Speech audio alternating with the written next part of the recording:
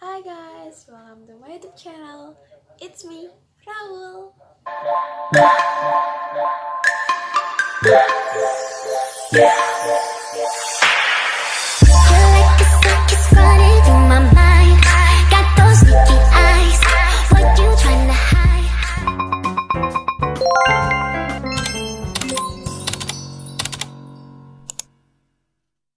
Nah, jadi di video kali ini aku mau ngenalin tentang good computing ke kalian. Kalian tahu gak sih good computing itu apa? Atau fungsinya apa? Atau contoh dari good computing itu apa aja? Kalian sadar gak sih kalian tuh pakai yang namanya good computing sekarang? Buat ngakses data, buat nyimpen data, buat nge-upload. Aku bakal kasih tahu kalian. Nah, jadi sederhananya good computing itu metode penyampaian berbagai layanan melalui sebuah internet. Nah, sumber daya yang dimaksud contohnya tuh kayak aplikasi seperti menyimpan data, server, database, jaringan, dan perangkat lunak. Good computing merupakan opsi yang populer karena memiliki banyak keuntungan seperti irit biaya, meningkatkan produktivitas, kecepatan, efisiensi, performa, dan keamanan. Maka dari itu, gak heran banyak orang yang pakai good computing. Gak cuma dari perusahaan aja, orang-orang juga pada pakai gitu. Dan untuk teksnya bisa dilihat di sana. Oh iya, good computing juga bersifat private sama public loh. Ini untuk penjelasannya. Oke, sekarang kita beralih ke fungsinya. Fungsinya sendiri, ini ada 5. Yang pertama itu email, contohnya kayak layanan Zebra atau Mail. Yang kedua untuk menyimpan, membackup. Yang ketiga, pengambilan data, memuat dan mengakses aplikasi. Yang keempat ada menganalisis data. Dan yang kelima ada streaming audio dan video. Dan selanjutnya kita beralih ke tipe good computing berdasarkan layanannya. Nah, yang pertama ada software as a service. Ini itu melibatkan suatu lisensi aplikasi perangkat lunak kepada penggunanya. Nah, yang kedua ada infrastruktur as a service. Nah, kalau yang ini itu melibatkan metode untuk mengirimkan suatu file dari sistem operasi ke server dan penyimpanan melalui konektivitas berbasis IP sebagai bagian dari layanan on demand. Ini untuk lebih lengkapnya ya. Dan yang ketiga, yang terakhir ada platform as a service. Ini tuh disebut juga sebagai yang paling kompleks di antara yang lainnya. Karena PaaS atau platform as a service ini hampir mirip sama yang SaaS tadi, atau kita sebut sebagai software as a service. Tetapi perbedaannya tuh ada di paling besar adalah alih-alih mengirim suatu perangkat lunak via online, kalau platform as a service ini sebenarnya adalah platform untuk membuat perangkat lunak yang dikirimkan melalui internet. Dan ini untuk lebih lengkapnya ya. Selanjutnya kita beralih ke keuntungan. Jadi good computing ini bukan sekadar bisa mengakses file secara remote loh teman-teman, tapi berkat good computing juga penggunanya dapat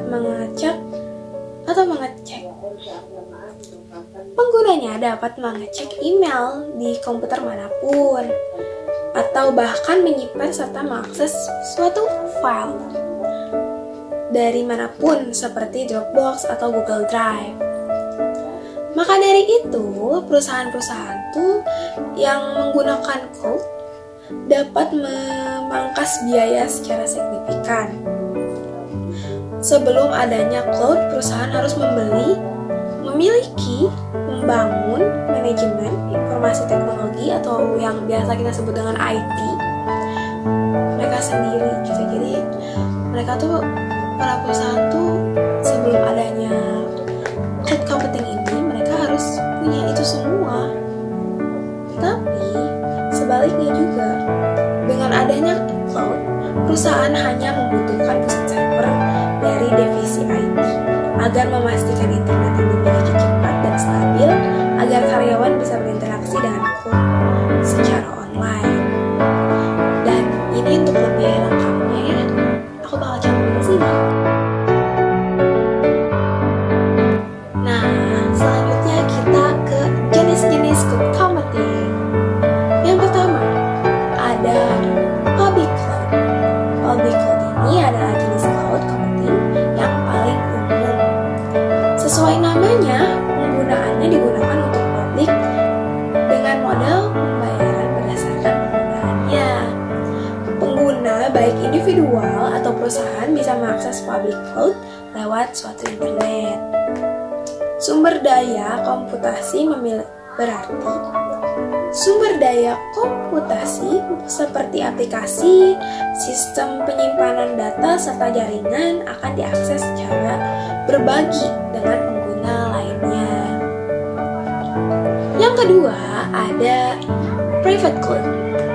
Jadi private cloud ini berbeda sama yang namanya yang tadi yang awal, yang public. Nah, private cloud ini menjadi layanan cloud computing untuk memenuhi permintaan bisnis secara spesifik. Infrastruktur yang dikelola untuk grup besar dan mampu memiliki cloud secara mandiri. Adapun lokasinya berada di on-site atau juga off-site. Singkatnya, private cloud tidak bisa diakses secara publik. Layanan yang hanya bisa diakses langsung oleh internal perusahaan, di mana mereka memiliki kendali penuh terkait cloud itu sendiri, serta layanan hardware, software, jaringan, dan sistem operasi. Yang ketiga ada community cloud.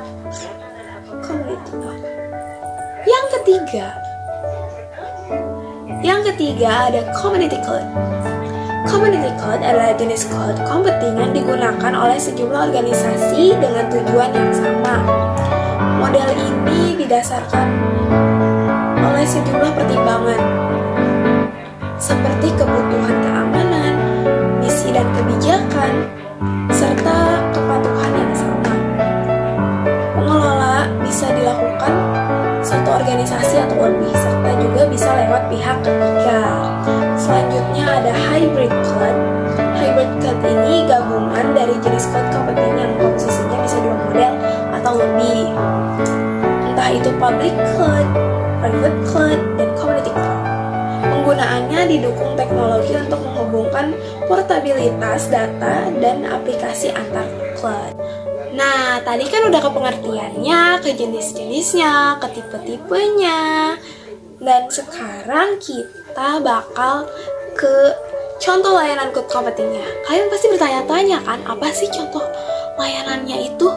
Nah, jadi aku mau kasih tahu ya. Jadi yang pertama itu ada layanan email seperti Gmail, dan yang kedua ada layanan penyimpanan dan backup data seperti G Drive dan atau Google Drive dan Dropbox. Dan yang ketiga ada uji aplikasi, yang keempat ada analisis data, yang kelima ada aplikasi media sosial, dan yang keenam ada layanan streaming video dan juga musik. Nah, dan dari keenam tadi contoh, aku bakal contohin kalian satu, oke? Pasti kalian tahu sih ini. Aku bakal contohin ke kalian gimana sih cara gunain Google Drive di laptop. Mari kita lihat. Oh ya guys, aku lupa. Jadi sebelum ke contohnya aku praktekin gimana, jadi aku mau ngasih tahu dulu nih ya tentang Google Drive dikit. Artiannya aja sih, Google Drive itu termasuk ke dalam media layanan cloud computing yang dikenal di seluruh dunia. Iyalah, siapa yang nggak tahu Google Drive, guys? Selanjutnya, menyediakan ruangan penyimpanan yang bisa diakses banyak pihak dari perangkat masing-masing untuk bertukar data satu sama lainnya. Setiap ada pekerjaan, misalnya yang sudah selesai, maka tinggal diunggah ke Google Drive.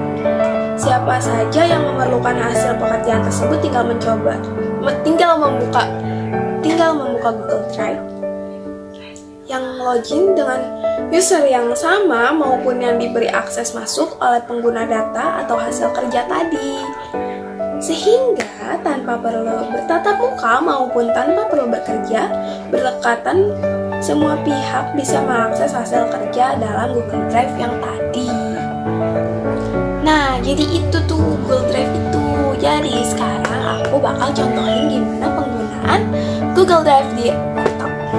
Oh ya, aku di sini mau nerangin gimana cara upload file, ngedownload file, dan juga share file.